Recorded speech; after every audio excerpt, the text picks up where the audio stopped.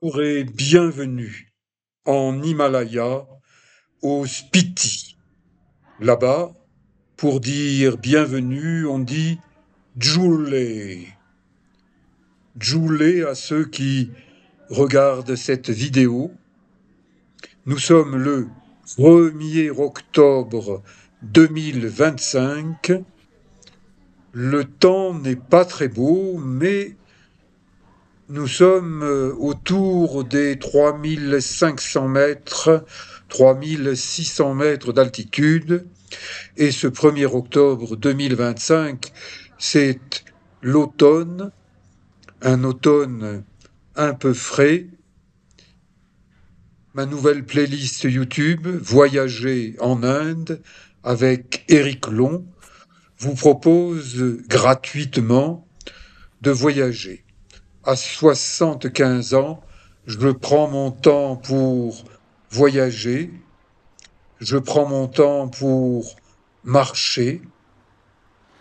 Hier, j'ai passé un col à 4300 mètres. Je suis arrivé à Kasa, la capitale administrative du Spiti. Le Spiti compte approximativement 15 000 habitants et un grand nombre de chiens qui dorment le jour et qui, la nuit, ne dorment pas. Ils aboient. J'ai mal dormi, mais bon, c'est ma première nuit.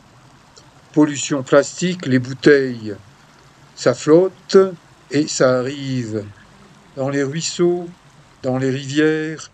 C'est la mort de l'Himalaya à tous les coups. Ces ouvriers travaillent à déboucher une canalisation parce que justement, les bouteilles plastiques, ça bouche les canalisations. Vous voyez qu'il y a de l'eau qui court dans les rues, dans les ruelles. Je vous montre le nord de Kasa et une prochaine fois, je vous montrerai le sud de Kasa. Cette partie a de nombreux bâtiments administratifs et je me dirige vers la préfecture parce que hier, j'ai eu plusieurs contrôles routiers par la police et ils m'ont conseillé de me présenter à la préfecture du Spiti à Kasa pour y montrer mon passeport et mon e-visa, visa électronique qui est maintenant obligatoire. J'emprunte un petit pont, il est en cours de réaménagement, amélioration. Encore un chien dormeur. Il y en a beaucoup, il y en a beaucoup trop, c'est un problème dont se plaignent un grand nombre d'habitants. Une roue de prière tibétaine, on la fait tourner et on tourne autour en marchant. On fait un tour, plusieurs tours. Et attention, là je traverse un petit ruisseau d'eau noirâtre. Bon, ben voilà, quand une région n'est pas très riche, parce qu'il n'y a pas beaucoup d'habitants, eh bien, ça se voit à l'œil nu. Et ma caméra enregistre ces images. Je vous montre les choses telles quelles. Il n'y a aucun trucage. Et de ma part, il n'y a aucune intention de montrer des choses qui ne sont pas très belles. C'est la réalité. Et si vous êtes un touriste, eh ben, autant que vous soyez préparé à regarder, à décider par avance si vous avez envie de tourner cette roue. À ce moment-là, tournez-la dans le bon sens, de la main droite, vous poussez vers la gauche et ça tourne et ça fait sonner une petite clochette. Et encore un chien endormi. Alors, j'ai une théorie pour les chiens qui dorment le jour et qui braillent en aboyant la nuit. Ils me font penser à ces jeunes touristes israéliens qui ont fini le service militaire, 3 ans pour les garçons, 2 ans pour les filles, avec des armes automatiques en main. Et après leur service militaire, on leur donne un peu d'argent. Alors ils viennent, et puis ils ont la tête un peu beaucoup détraquée.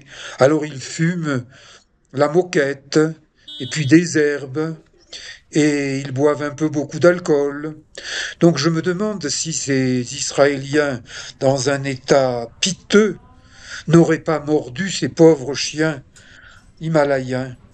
Et ils les ont contaminés. Donc ces pauvres chiens, maintenant, fonctionnent comme les jeunes Israéliens. Ils dorment le jour et ils aboient la nuit.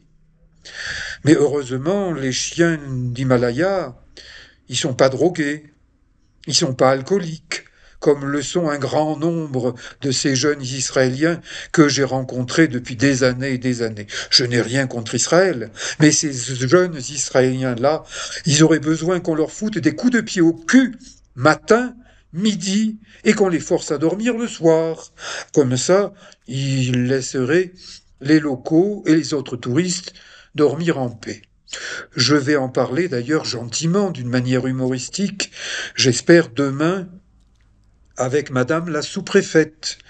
Mais aujourd'hui, je ne savais pas que c'était un jour férié, donc je me suis rendu à la préfecture du Spiti, État d'Himachal Pradesh, et un employé en service m'a dit, Monsieur, revenez demain, vous pourrez rencontrer Madame la sous-préfète.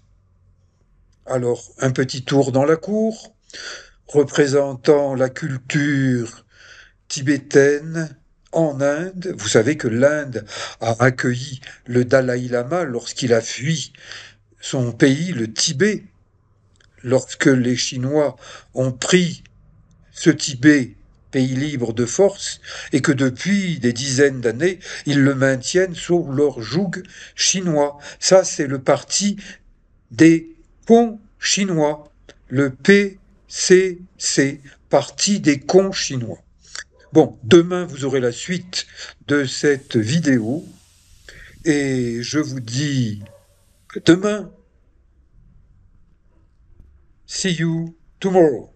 Ciao.